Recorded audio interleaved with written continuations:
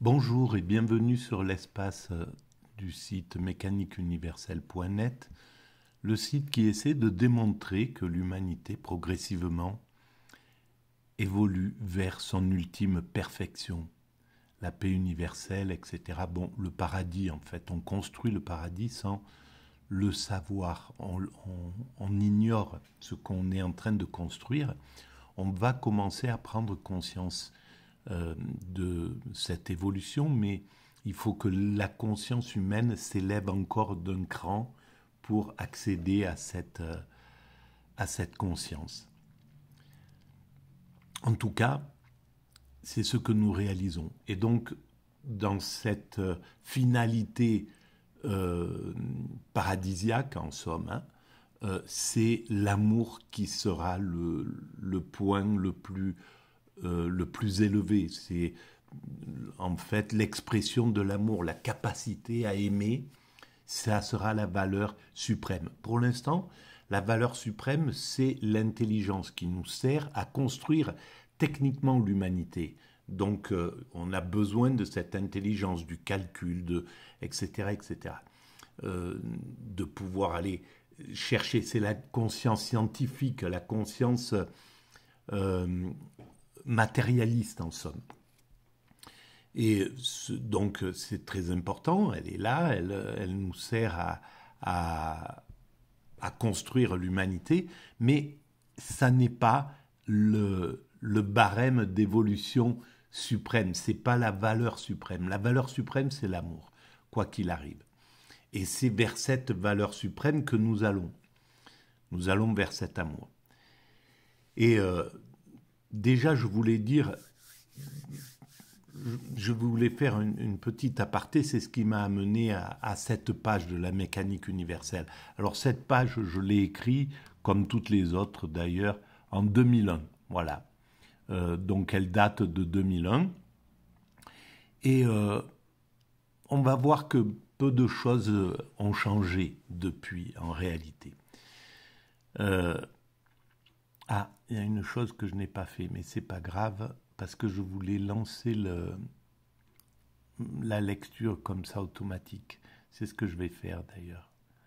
On va aller vers cette... voilà, on va commencer à lancer la voix.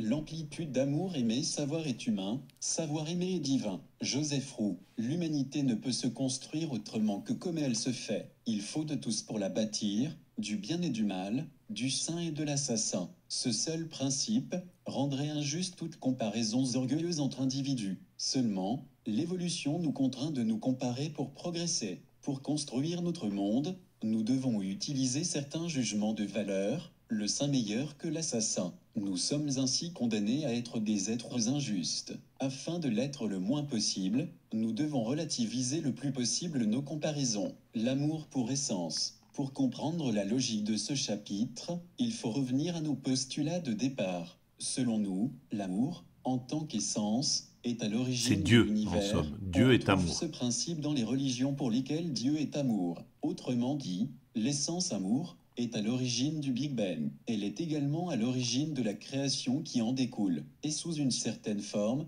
elle est aussi la création qui s'y déroule. C'est-à-dire, nous sommes dans ce divin, nous sommes constitués de ce divin. Cette essence a désiré s'incarner à travers la création, puisqu'il en est ainsi. À l'aide du vivant, elle s'exprime et progresse. D'espèce en espèce, son expressivité, mais pas son essence, s'enrichit. Autrement dit, d'espèce en espèce, les manières d'exprimer l'amour progressent. Cette incarnation de l'amour rencontre sa plus haute expression chez les mammifères supérieurs et chez l'homme. La béatitude, l'extase ou le nirvana en sont le sommet. Voilà. Donc il n'y a pas de hiérarchie dans le vivant. On est tous, on a tous un rôle fondamental d'être en existence. Simplement, c'est l'expression de l'amour. Tout être vivant, toute forme vivante est constituée à 100% d'amour. En fait, on est constitué, tout l'univers est constitué de cette énergie qui est à l'origine de l'univers, donc du divin. Simplement, la façon de l'exprimer, elle est plus développée chez un saint, par exemple, que chez quelqu'un qui ne peut pas toucher sa sensibilité.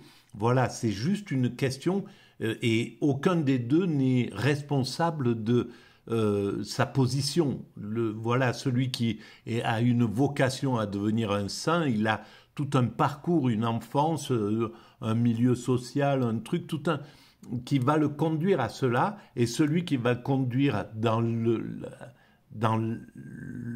à l'inverse, à devenir un assassin, il a aussi tout un parcours, une enfance, des souffrances, etc. C'est pourquoi l'humanité a évolué jusqu'aux circonstances atténuantes. Maintenant, on parle de circonstances atténuantes. Et c'est pourquoi ce sont des criminels, ceux qui, dans les médias, essayent de ramener le système œil pour œil, dent pour dent, donc d'effacer, en somme, l'évolution de l'humanité vers les circonstances atténuantes, vers la prise de conscience de ce qui conduit un être humain à agir mal. Voilà. Et donc, on voit dans les médias, surtout les médias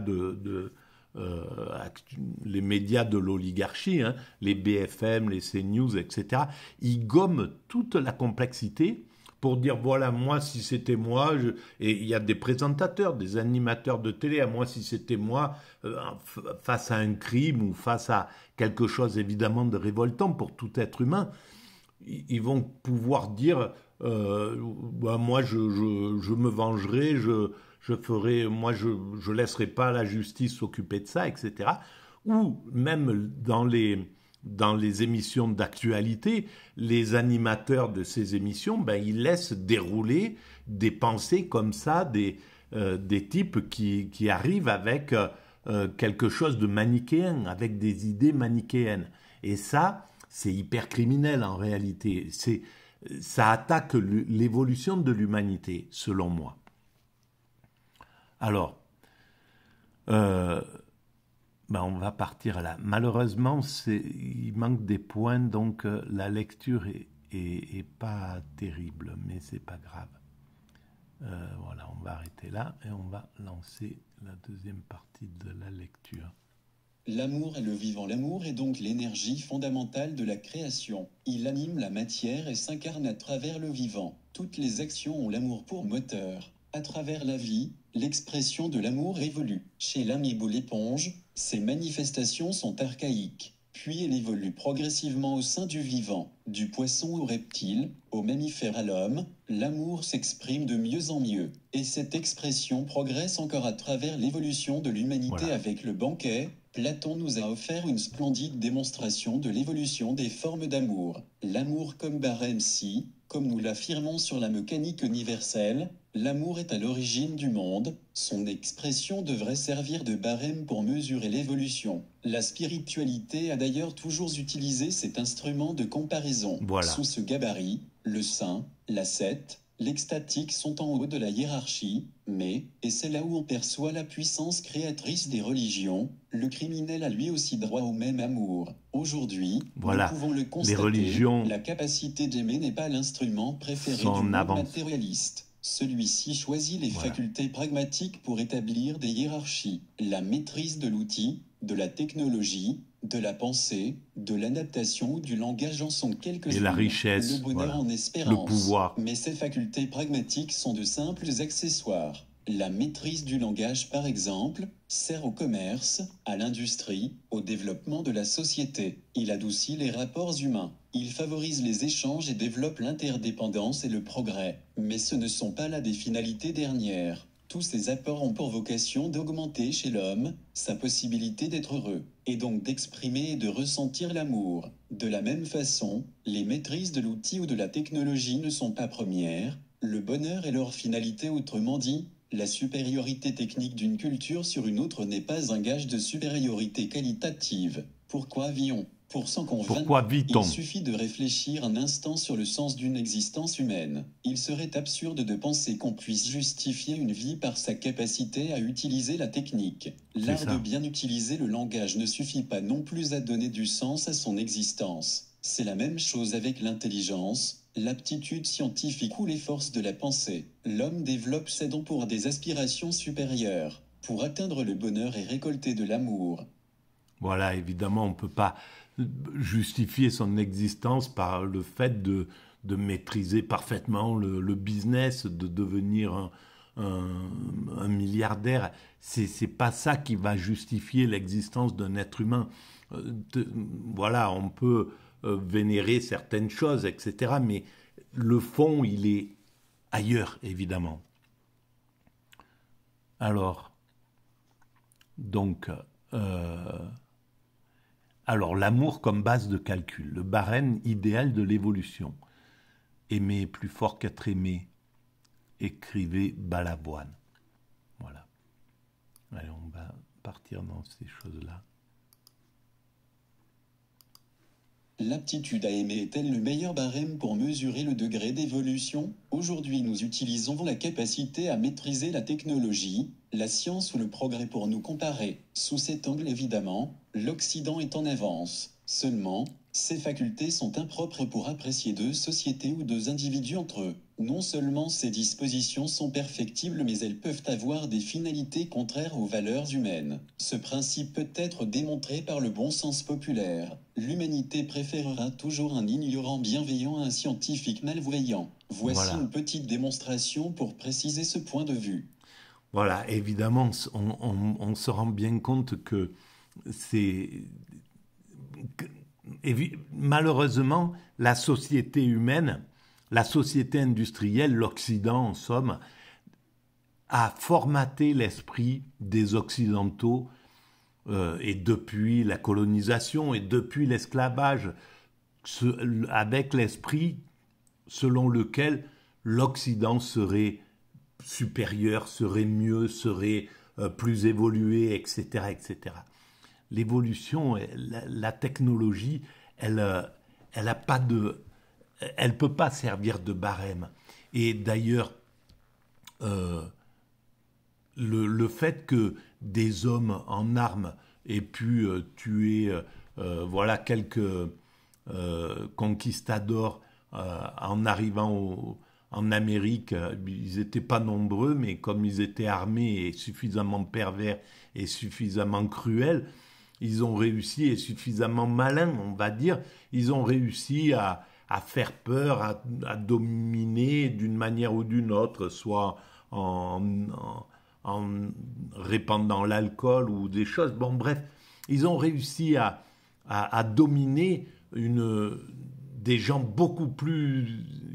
une masse de personnes beaucoup plus importante. Mais ils ont dominé, en fait, des gens plus spirituels. Et le plus cruel, il est toujours plus apte à dominer le spirituel. On pourrait dire, voilà, un moine tibétain en train agenouillé, il n'y a pas d'héroïsme pour un guerrier de le tuer, de le trucider. Mais par contre, celui qui sera le plus évolué, c'est le saint, évidemment. Donc, le plus violent, il est toujours moins évolué que le moins violent en réalité. Et donc, l'Occident était moins évolué que toutes les civilisations qu'elle a colonisées.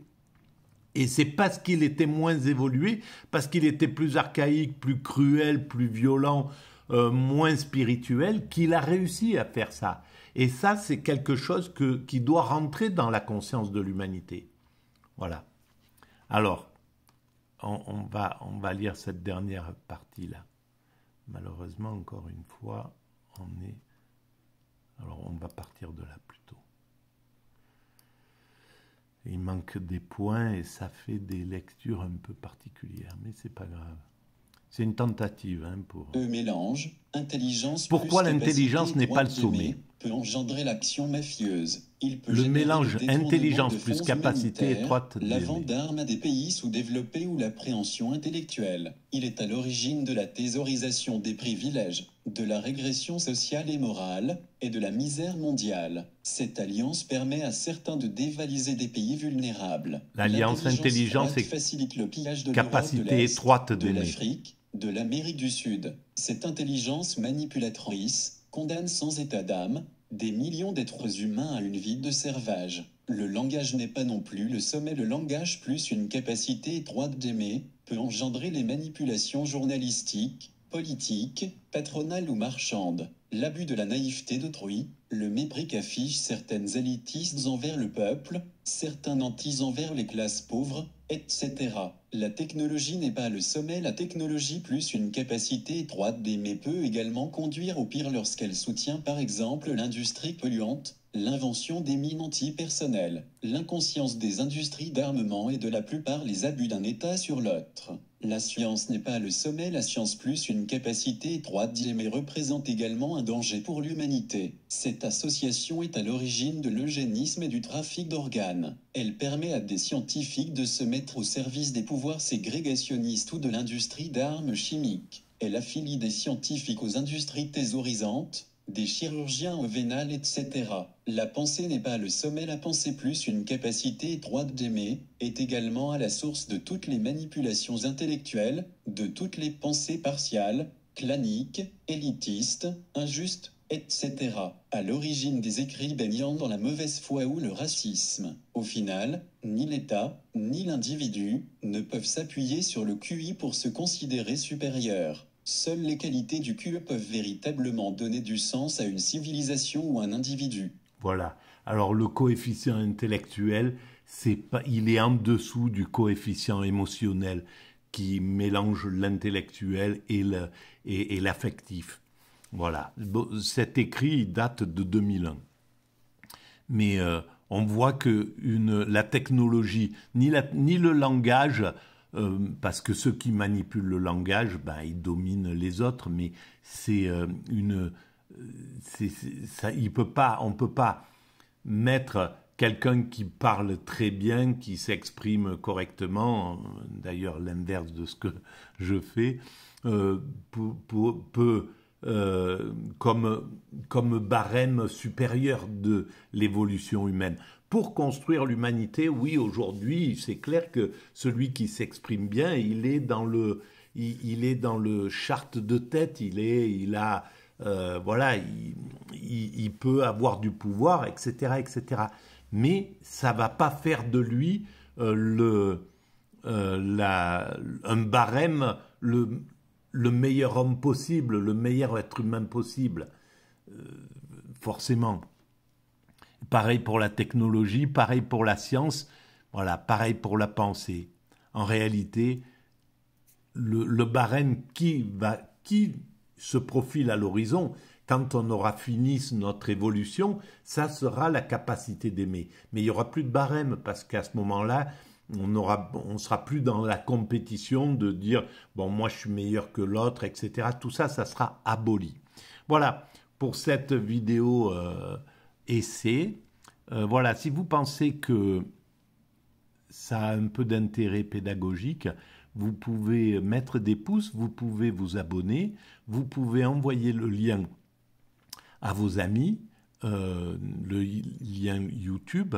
Vous pouvez aller regarder, lire sur le site mécaniqueuniverselle.net. Vous avez en général le lien en dessous dans la description. Vous pouvez laisser aussi des commentaires, j'y réponds systématiquement. Voilà, en principe. Je vous remercie de votre écoute et à très bientôt.